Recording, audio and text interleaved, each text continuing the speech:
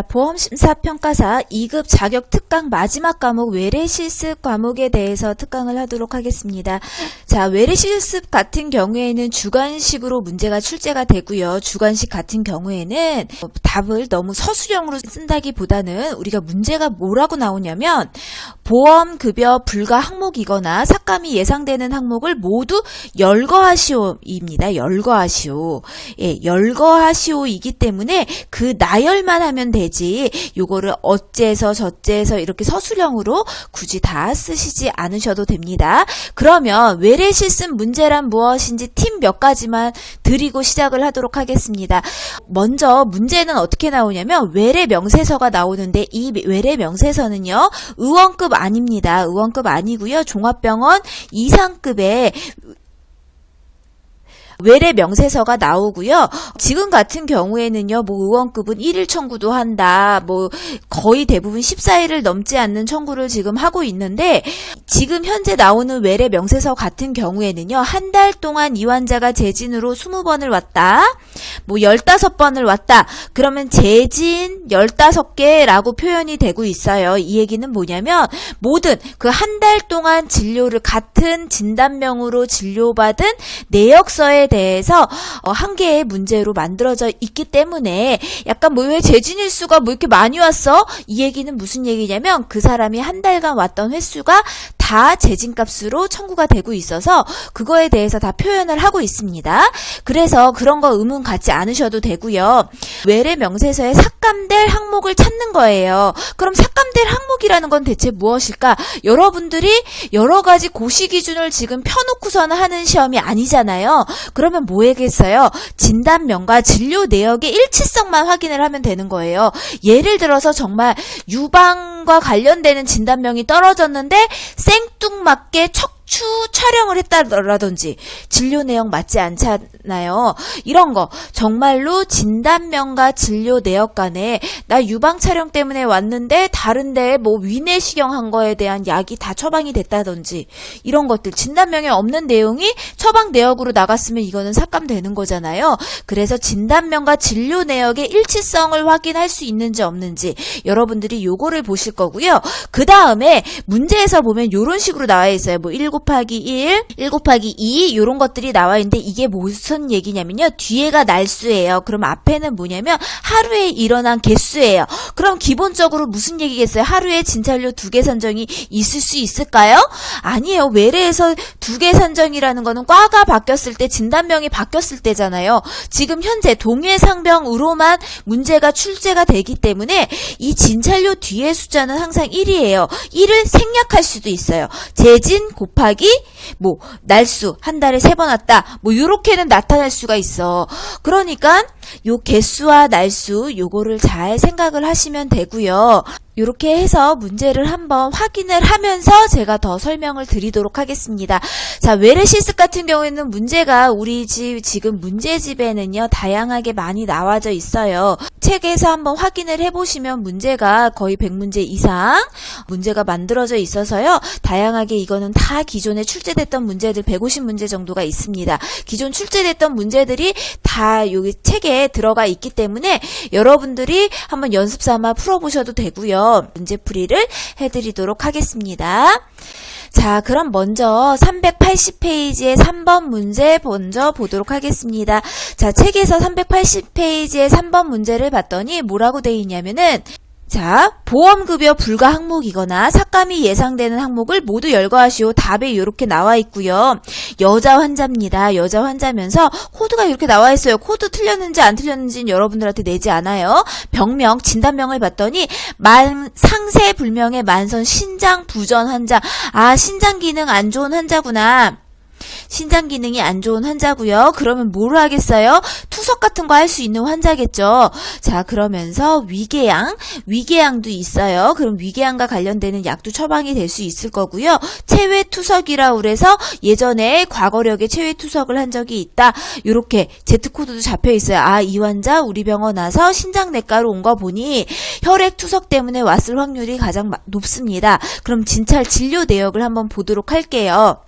진료 내역을 봤더니 진찰료에 재진 1 곱하기 1이라고 돼 있어요. 이 얘기 무슨 얘기예요? 재진 하루에 한 번 했고요. 뒤에 한 번밖에 안 왔어요. 그러니까 이번 달에 진찰료 한 번만 산정이 된 환자입니다. 자, 그렇게 되어 있고 약재료에 봤더니요. 뭐라고 돼 있냐면 헤모트레이트 B라고 되어 있어요.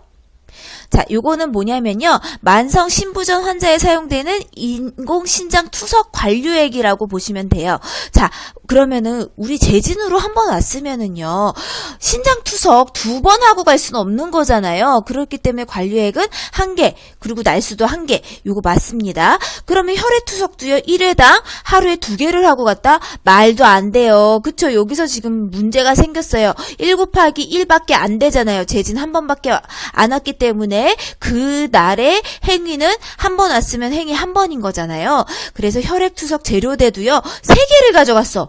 이게 말이 되나요? 집에 싸가지고 갔나봐요. 혈액 투석액을요. 그러면 안 되잖아요. 1개만 들어가야 되는 겁니다. 그러면 어떻게 돼요? 지금 문제는 혈액 투석 재료대도 2개가 더 쓰였고요. 혈액 투석 행위료도 1개 값을 더 청구한 거야. 그럼 삭감 예정액은 뭐겠어요? 혈액 투석 1회와 혈액 투석 재료대 2회 값은 빠져야 된다. 요게 문제인 거예요. 그럼 여러분들 답 요렇게 적으시면 되는 거예요. 또는 뭐 요렇게 적으셔도 돼요. 혈액 투석 지금 현재 2 곱하기 1을 나는 1 곱하기 1로 바꿔줄 거야. 이렇게 적으셔도 되지만 우리는 삭감 항목을 열거하는 거기 때문에 이런 식으로 답에 있는 거 그동안 우리가 출제를 하면서 여러분들이 다양한 답을 보면서 가장 표준화된 답을 문제에다가 이 문제집에다가 이제 넣어 놓은 거예요. 그러니까 이 문제집 보면서 학습을 하시면 되는 거예요. 그래서 혈액투석 1회, 혈액투석 재료대 2회 이렇게 작성을 해주시면 됩니다. 381페이지 5번 문제, 이 문제 중요 문제입니다. 중요 문제라고 표현하는 거는요. 향후 2, 3년 내에 한 번도 출제되지 않았던 문제이기 때문에 제가 중요하다고 하는 거고요. 최근에 출제가 됐으면 뭐예요? 이번에 출제 안 되겠죠. 그렇지만 이 문제는 출제 가능성이 굉장히 높기 때문에 제가 문제집에서 뽑았습니다. 그렇지만 여러분들 모든 문제를 안 풀어도 되는 건 아니에요. 왜냐하면 제가 풀어드리는 거 외에 또 새로운 문제도 만들어져 나오기 때문에 다양한 문제를 접하시면서 학습을 하시는 게 중요합니다. 자, 5번 문제 보도록 할게요. 보험급여 불가 항목이거나 삭감이 예상되는 항목을 모두 열거하시오라고 되어 있어요. 자, 여기 볼게요. 여자 61세 환자고요. 신부전을 동반한 고혈압성 신장질환, 고혈압도 가지고 있는 신장질환 환자입니다. 자, 그 다음에는요. N180이라고 해서 만성 신부전이 있는 환자고요. 철결핍성 빈혈도 있는 환자입니다. 자, 재진 1 곱하기 1. 하루에 한 번 왔고요. 왜 신장내과 한 번밖에 안 왔잖아요. 그리고 우리 이제 하루치만 청구가 됐습니다. 외래 환자 조제 복약 지도료는 내복약 31일분이 들어간다. 자, 외래 환자 조제 복약 지도료는 외래이기 때문에 일자별로 들어갈 수가 있습니다. 조제 복약 만약에 자 의약분업 예외 지역에서 병원에서 조제를 했다 하는 경우에 31일분 왜 아스트릭스 캅셀이 우리가 아스트릭스 캅셀 같은 경우에는 노인 환자한테 쓸 수 있는 뇌혈관 질환 약제인 거죠. 요거 같은 경우에는요, 혈전, 뭐 관상동맥 우회술 요럴 때 쓸 수 있는 약제이기 때문에 이렇게 처방이 됐고요. 그 다음에는 뭐 클레리시드 XR 서방정. 다 보니까 캅셀이고요. 정이에요. 자, 여러분들 무슨 약인지가 중요한 건 아니에요. 그렇지만 여러분들 공부하시기 때문에 한 번씩은 무슨 약인지 한 번씩은 찾아보시는 것도 중요해요. 자, 여기에서 보면은요. 요것도 뭐 항생제로요. 정캅셀, 그 다음에 레가론이라고 되어 있고요. 요것도 뒤에 뭐라고 적혀 있습니까? 캅셀이라고 되어 있네요. 네, 그래서 요거는 간과 관련되는 질환, 그 다음에 네프로정, 피리독신이라고 되어 있어요. 피리독신. 근데 이건 정인지, 우리 뭐 캅셀인지 뭐가 안 나왔어요. 우리가 피리독신. 네, 피리독신 같은 경우에는요. 요것도 비타민 B군에 대한 피리독신 이거는 이제 비타민과 관련되는 이것도 이제 정으로 되어 있는데 여기 뒤에 정이 빠졌다고 보시면 될 것 같아요. 그래서 먹는 약이에요. 레나밀정, 리포덱스정, 니스믹스정. 자, 뭐예요? 캅셀 정정정정 주사 맞았나요? 주사 약제 안 들어가져 있잖아요. 지금 현재 약만 타서 집에 가셨어요. 우리 병원에 와서 외래 진료 하시고 약만 타서 가셨는데 주사료에 수기값이 잡혔습니다. 자, 예를 예를 들어서요. 정맥 내 점적주사 1 곱하기 1, 피하 근육 내 주사 1 곱하기 1이라고 하면은요. 정맥 내 점적주사라고 하면은 우리가 수액주사를 얘기를 하는 거고요. 이거는 근육에다 놓는 주사인데 이런 주사가 있었으면 여기에도 주사제와 관련되는 약제가 들어가 있어야 되는 거죠. 약제 값에 주사약이 들어가야 되는데 주사를 맞지 않았어. 약만 타가지고 간 환자인데 요 주사값을 그 간호사가 놓는 주사 수기료에 대해서 지금 산정이 돼 있다. 이거 문제가 있는 거죠. 그래서 정맥 내 점적 주사, 피하 근육 내 주사, 요거는 수기료에서 빠져야 된다는 얘기예요. 그래서 요 두 가지는 삭감 예정 항목이다. 왜? 약은 쓴 적이 없는데 주사값만 받았다? 행위료값만 받았다? 이상한 거잖아요. 청구 잘못된 거죠. 그래서 삭감 예상 항목 요 정맥 내 점적 주사와 피하 근육 내 주사 들어갈 수가 있습니다. 382페이지 7번 외래 실습 문제 한번 풀어보도록 하겠습니다. 자, 외래 실습 문제 같은 경우에는 가장 중요한 게 여러분들 보셔야 되는 것 중에서 중요한 내용이 이 진단명을 봐야 되는 거와 이 진단명과 아래에 있는 이런 처치 내용, 진료 내용이 일치를 해야 됩니다. 만약에 진단명에서는 허리가 아프다고 했는데 진료 내용에서는 엉뚱하게 뇌사진을 찍는다든지 엉뚱하게 뇌와 관련된 뭐 수술요법이 들어간다든지 하면 안 되겠죠. 요게 일치를 해야 되는 게 가장 중요하고요.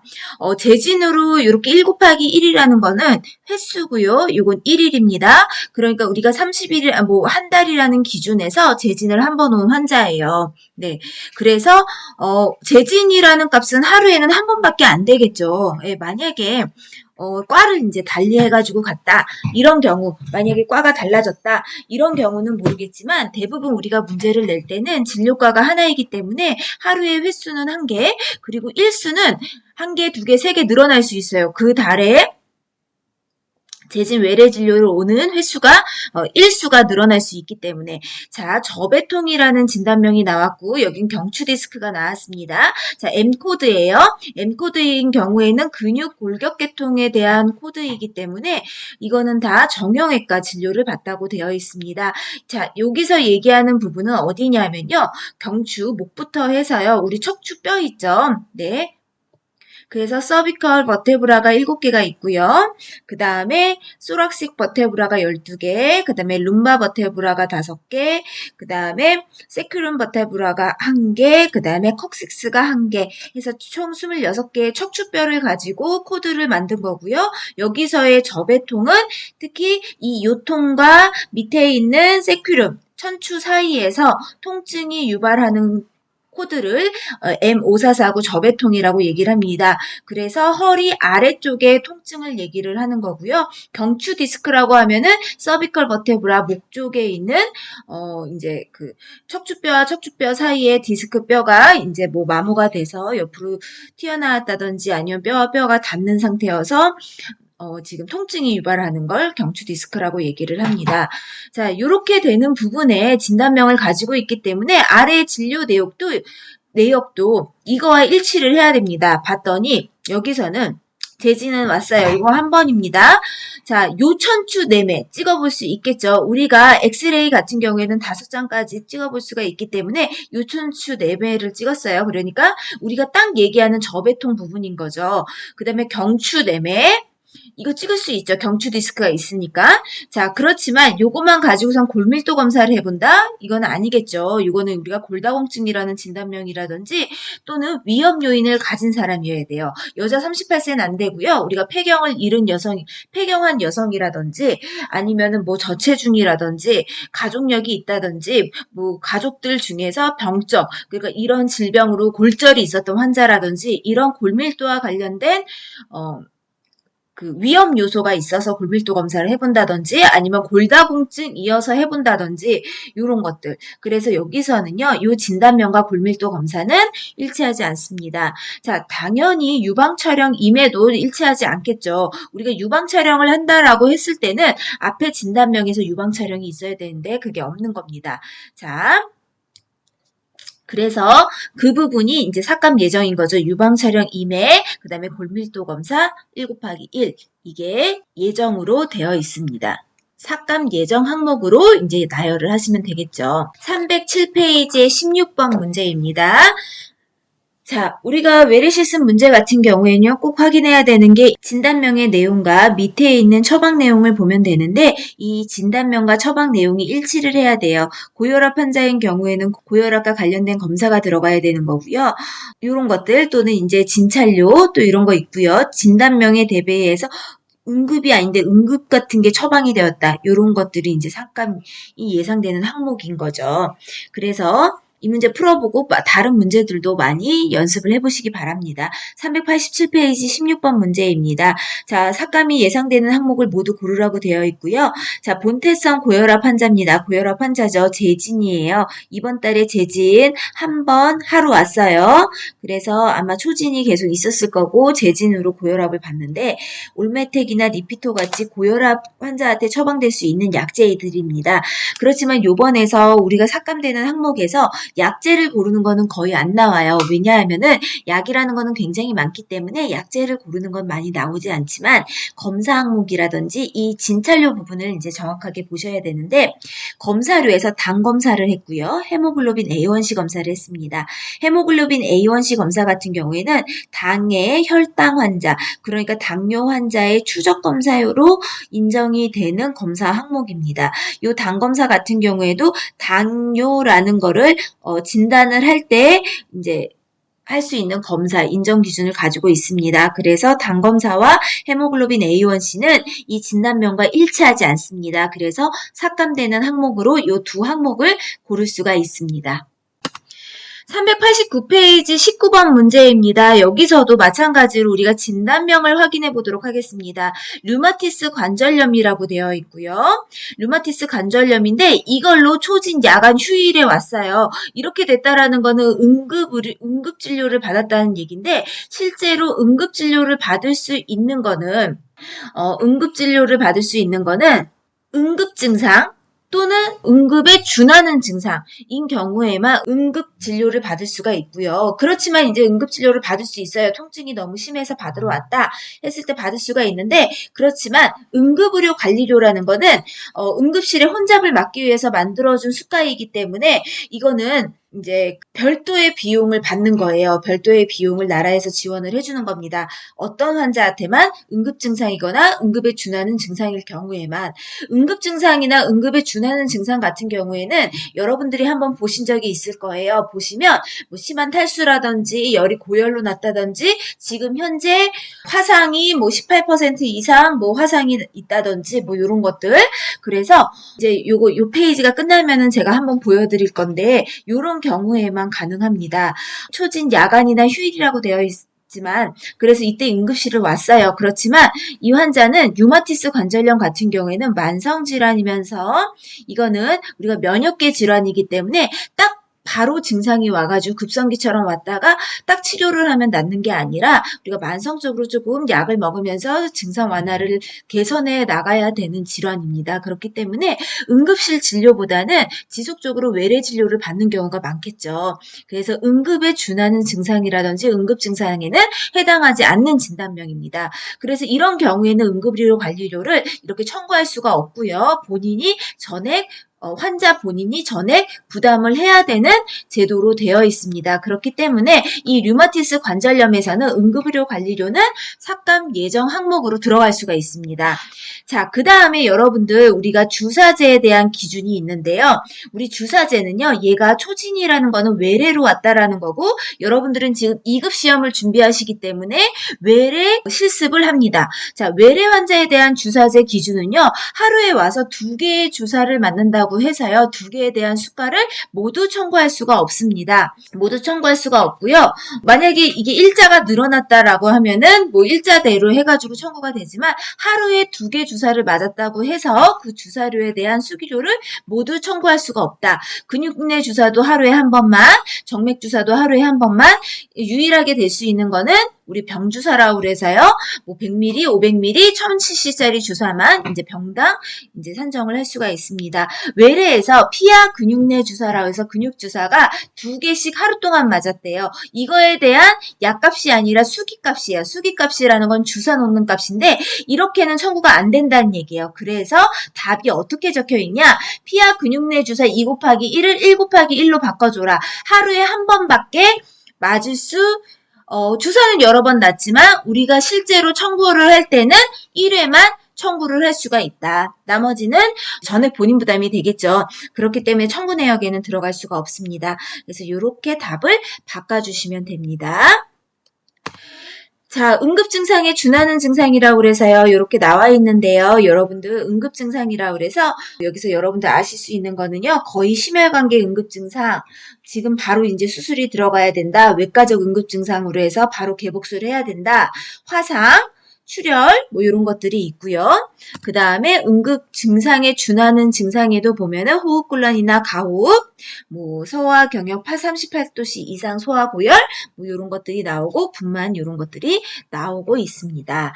자, 이 내용은요, 여러분들이 제가 이제 다른 문제풀이 할 때도 여러 번 설명을 했던 내용이고요. 여러분들이 봤을 때 만성질환은 무조건 응급증상에 들어갈 수가 없다라는 거, 응급증상이나 응급증상에 준하는 증상, 이 내용은 여러분들이 초록색 창에 한번 검색을 해보셔도 이 법령이 그대로 뜨고 있습니다. 그래서 확인해 보실 수 있습니다.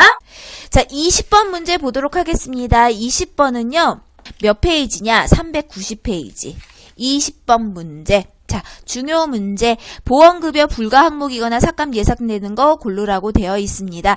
자, 보도록 할게요. 여기 봤더니요. 식도염을 동반한 위식도 역류병이라고 되어 있고요. 외과로 갔습니다. 재진으로 갔고요. 재진 환자이기 때문에 자, 여기 볼게요. 재진 환자이기 때문에 기존에 식도염 있고 위식도 역류병이 있으니까 내시경 할 수 있잖아요. 초진이었으면은 내시경이 바로 나오면 안 되지만 처방을 받고 지금 재진으로 와서 내시경 검사 할 수 있고요. 그러면 내시경과 관련되는 가스콜에 태준, 리도카인, 비스코스 이런 것들 다 산정이 될 수가 있습니다. 자, 그런데 여기서 나오는 거 뭐예요? 혈색소, 적혈구수, 백혈구수, 헤마토크리트 이런 것들, 혈소판수 요거 뭐겠어요? 얘네들 다 CBC 검사잖아. 기본 CBC 검사 우리 일반적으로 검사를 하면서 CBC 검사 할 수 있고요. 조직 검사 이거 뭐겠어요? 이 환자 내시경 하면서 조직 검사 들어갔다 하면은 요거 들어가면 되겠죠. 자, 그런데 문제가 요거예요. CEA와 CA19-9인데 요거 두 개 뭐예요? 종양 표지자 검사입니다. 종양 표지자 검사라고 해서요. CA 같은 경우는 태아성 암 항원 검사라고 해서요. 범종양 표지자, 우리 몸에 암 종양이 올라가게 되면은 이 CA 수치가 높아지게 되어 있고요. CA19-9는요. 췌장이라든지 이런 데 종양이 생겼다 하면은 특히 많이 올라가게 되는 종양 표지자입니다. 그런데 종양 표지자라는 건요. 예방적 목적으로 우리가 검사를 할 수 있는 항목이 아니라 우리가 암이 걸려서 진단을 받은 다음에 병기 결정을 하기 위해서 추적 검사용으로 지금 현재 보험 수가 인정 기준을 받고 있어요. 그렇기 때문에 이 환자는 진단명에요. 암이 없습니다. 그렇죠. 그렇기 때문에 식도 역류병만 가지고 있기 때문에 CA나 CA19-9 종양 표지자 검사는 할 수 없는 지금 이제 진단명을 가지고 있습니다. 그래서 삭감 대상에 이 두 항목이 들어가게 되는 거죠. 자, 이렇게 해서 복습을 꼭 하시면 됩니다. 자, 그 다음에는 393페이지에 26번 보도록 하겠습니다. 요것도 중요 문제로 체크해 주시고요. 여기서도 예상되는 항목 모두를 열거를 해달라 이렇게 되어 있습니다. 자, 이 사람 볼게요. 발목맥 발에 2도 화상을 입었습니다. 화상이 들어갔고요. 신체 표면 10% 미만을 포함한 화상이고요. 이날 바로 와서 초진으로 와가지고 진료를 받았고요. 자, 이 사람 볼게요. 우선은요. 화상 환자한테서 화상 처치가 들어갔으면은요, 우리가 뭐 거즈라든지 붕대값 다 실사용량을 다 산정을 할 수가 있습니다. 자, 그런데 화상 처치에서 문제가 있어요. 이 사람 한 번밖에 안 왔잖아요. 하루에 화상 처치 3개가 들어갈 수 있을까요? 안 되죠. 하루에 1개. 그리고 하루에 1개밖에 안 됩니다. 그러면 2개분은 삭감 예정인 거죠. 자, 그 다음에 우리 수술 후 처치에 대한 기준 알아보도록 할게요. 수술 후 처치라는 거는요, 수술 이후에 다음날 2일부터 산정 가능하다라고 되어 있어요. 이 얘기는 뭐냐면 이 사람 초진으로 왔잖아. 초진으로 와서요. 이날 화상 처치했어요. 그러면 뭐예요? 이날은 수술 후 처치 안 들어간다는 얘기예요. 이날 그리고 처치도 안 들어갔어요. 지금 이제 그러니까 처치 후 수술 후에 그 다음 날부터 이 일반 드레싱을 산정을 할 수가 있습니다. 그래서 우리가 뭔가 수술하고 나서 그 다음 날부터 산정이 되기 때문에 초진 환자한테서 수술 후 처치 산정 못하는 거죠. 그래서 삭감 예정 수술 후 처치하고요. 화상 처치 같은 경우에는 하루에 한 번밖에 안 되는 거잖아요. 하루에 한 번밖에 산정이 안 되기 때문에 3 곱하기 1을 1 곱하기 1로 바꿔주시면 되고요. 또는 화상 처치 2회분이 삭감 예정이다. 이렇게 작성을 하셔도 되는 겁니다. 자, 26번 꼭 복습하시기 바랍니다. 자, 27번 문제입니다. 손의 염자, 손이 삐었어요. 손이 삐인 거 가지고 응급실 갈까요? 응급실 안 가요. 그렇기 때문에 이 응급의료 관리료는요, 어떤 환자들한테 산정을 할 수 있냐면, 오늘 지금 당장 이 밤에 응급실을 가지 않으면 큰일 날 것 같은 질환들, 그런 질환 어떻게 아는데요? 우리 여러분들 아실 거예요. 네이버에 한번 검색을 해보셔도 돼요. 응급진료, 응급진단명 뭐 이런 거 검색을 해보셔도 되고요. 제가 예전에 했던 유튜브 영상에서 아마 설명을 한 적이 있습니다. 자, 응급의료 관리료라고 이 부분, 손의 염자, 삔 거는요, 참을 수 있어요. 그래서 가지 않고요. 또 하나는요, 초진, 야간에 가서 초진을 보기는 했어요. 외래환자 의약품관리료는 한번 갔으니까 약을 처방을 했기 때문에 요거는 들어갈 수가 있고요. 자, 약제는 보지 않을게요. 자, 그 다음에는요, 이 사람 와가지고 염자가 있었기 때문에 수술 단순 촬영을 했습니다. 그러면 풀박스 요거 가격 다 들어갈 수가 있어요. 자, 수술 후 처치료라고 되어 있는데, 물론 손에 염자이기 때문에 찢어져서 여기에 드레싱을 할 일은 없었을 거라고 봐서 이거 이상하다라는 생각은 들겠지만, 수술 후 처치료라는 건요, 초진일 때 산정을 할 수가 없어요. 얘의 인정 기준이 뭐냐면, 오늘은 수술을 했다. 만약에 손에 염자가 아니라 손에 찰과상으로 인해서 꼬맸어요. 그리고 드레싱을 그날 이제 수술값에 드레싱이 들어갔겠죠. 그리고 나서 그 다음 재진으로 와서 드레싱을 할 때 수술 후 처치료가 들어갈 수는 있지만, 당일 초진 환자한테 수술 후 처치료 안 들어가고요. 그래서도 있지만 손에 염자 환자이기 때문에 드레싱이 특별히 들어갈 일이 없어요. 그래서 이 항목이 삭감 예정 항목입니다. 자, 402페이지의 38번 문제 보도록 하겠습니다. 자, 402페이지의 38번 문제 봤더니요, 이 사람은요, 남자 6세 환자고요, 설사 있었고요, 감기, 비인두염, 급성 후두염, 천식이 있어서 소아과로 온 환자입니다. 자, 보도록 할게요. 이 사람 진찰료는요, 초진인데 만 6세 미만인 경우에는요, 진찰료의 소정 점수가 일정 부분이 특별 가산 점수가 붙기 때문에 6세 미만 1회로 해서 초진으로 왔다. 재진으로 1회. 그러면 요번 달 한 달 동안에 초진 한 번 오고요. 그 다음에 재진 한 번 와서 총 2회를 온 환자입니다. 그래서 이 환자 같은 경우에는요, 약재료에서요, 다 이런 것들, 아토크 건조 시럽, 아세필린 정 시럽, 벤토린 흡입액이 하나가 들어갔고요. 시럽, 그리고 현타계, 다 뭐예요? 설사라든지 감기와 관련돼서 약재를 가지고 갔습니다. 가지고 갔고요. 벤토린 흡입액이라고 해서요, 하루에 4개를 사용을 해서 하루 동안 사용을 했대요. 자, 이 얘기는 뭐냐면은요, 벤토린 흡입액은요, 병원에 와서요, 감기 환자이기 때문에 중기 흡입 치료를 했다라는 얘기예요.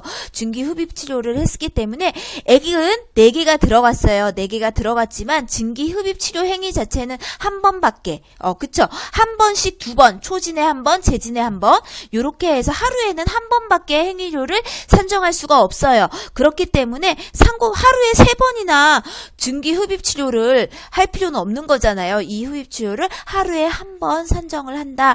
그래서요, 요 3 곱하기 2를요, 1 곱하기 2로 바꿔줘야 되는 게 됩니다. 그래서 증기흡입치료 같은 경우에 3 곱하기 2가 아니라 1 곱하기 2로 고쳐줘야 되는 게 맞는 거죠. 두 번은 행위값을 두 번을 더 청구한 거는 문제가 되는 겁니다. 자, 그리고요, 이 사람 감기 환자이기 때문에 초진 때는 모르지만 재진 때는 엑스레이 촬영 가능합니다. 그래서요, 엑스레이까지는 들어갈 수 있어요. 감기 촬영할 수가 있어서요. 이 사람 요것만 지금 현재 요렇게 답안을 고쳐주시면 되는 거죠. 네. 복습 꼭 하시기 바랍니다. 다음은 418페이지 60번입니다. 60번 문제 보도록 하겠습니다. 여러분들도 책 같이 보시고요. 보험급여 삭감 되는 항목 모두 열거해라 이렇게 되어 있습니다. 자, 급성 기관지염입니다. J코드고요. 초진진찰료로 해서 한번 왔습니다. 그런데 의과의원에 왔고요. 요 일반 검사라든지 혈색소, 백혈구수, 백혈구 분율, 그 다음에 요 일반 검사를 했으니까 요 침사, 현미경 검사, 헤마토크리트, 혈소판수 이렇게 나와 있고요. 여러분들 생각하는 요 일반 검사 사종하면서 현미경 검사까지 했다. 자, 기본적으로요. 왔을 때 요 검사는 할 수가 있습니다. 또 혈색소, 백혈구, 그 다음에 헤마토크리트, 혈소판수 얘네들은 CBC 검사라고 그래서 혈액 일반 검사라고 보시면 될 것 같습니다. 자, 이렇게는요. 어떤 진단명이든지 간에 다 한 번씩은 해볼 수가 있는데 급성 기관지염이면은요. 기관지와 관련되는 특정 검사는 가능하지만 뭐 신장 기능 검사라든지 지질 기능 검사 아니면 간 기능 검사 이런 것들은요 좀 빼줘야 되는 게 원칙인 거죠. 그런 거는 이제 삭감 예정으로 들어갈 수 있다라고 볼 수가 있습니다.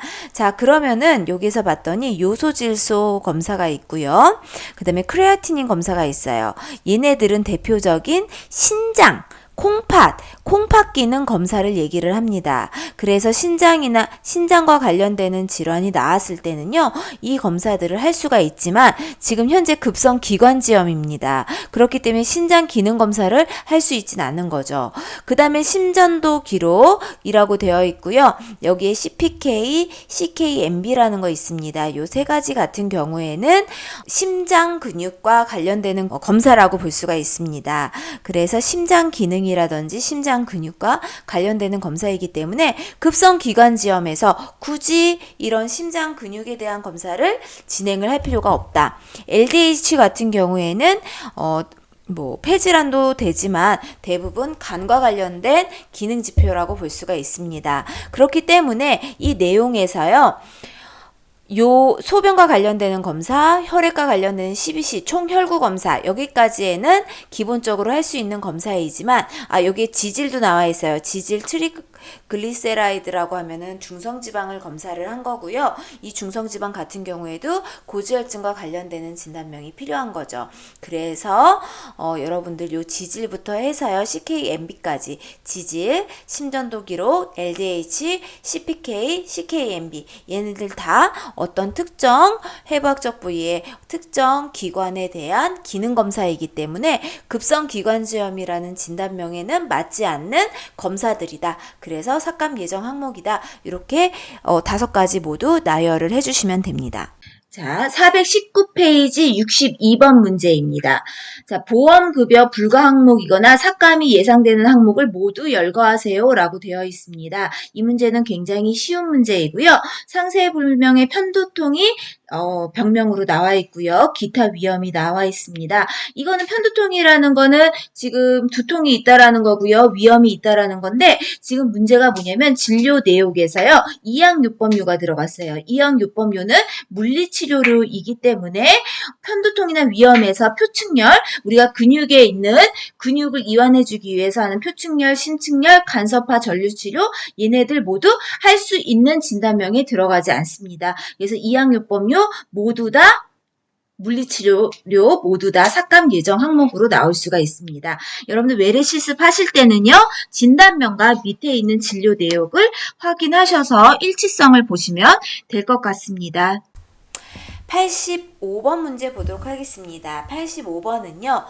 여기서도 예상되는 항목을 고르는 건데 진단명에 신부전을 동반한 고혈압성 신장질환이라고 되어 있고요. 고혈압 때문에 신장질환이 온 거고요. 철결핍 빈혈이 있다라고 되어 있습니다. 재진 1 곱하기 1인데 조직검사 1 곱하기 1 그 다음에 LFT 간기능 검사 1/1이 나와 있습니다. 그 다음에 방사선료의 복부 초음파 검사가 되어 있는데 여러분들 여기서는 고칠게요. 여기 조직병리 검사 1/2라고요. 복부 초음파 검사가 이 검사료에 들어와 있어야 되는 거죠. 그래서 복부 초음파 검사 요거는요. 신장질환 철결핍이기 때문에 할 수도 있지 않냐 라고 하는데 복부 초음파는 특별히 보지 않습니다. 그리고 또 하나는요. 나-560의 조직병리 검사라고 되어 있습니다. 그래서 아마 조직병리 검사에 대한 기준이 나와 있고요. 그 기준에 따라서 줄 수가 있습니다. 그래서 이 환자 같은 경우에 삭감 예정은요. 조직병리 검사 지금 현재 신장질환과 관련돼서 진단만 받았기 때문에 조직병리 검사를 실시할 일이 없었어요. 그래서 조직병리 검사도 삭감 예정이고요. 그 다음에 복부 초음파 검사도 삭감 예정이다. 이렇게 보실 수가 있습니다. 자, 여기까지 해서요. 보험심사평가사 2급 외래실습 특강을 마치도록 하겠습니다. 수고하셨습니다.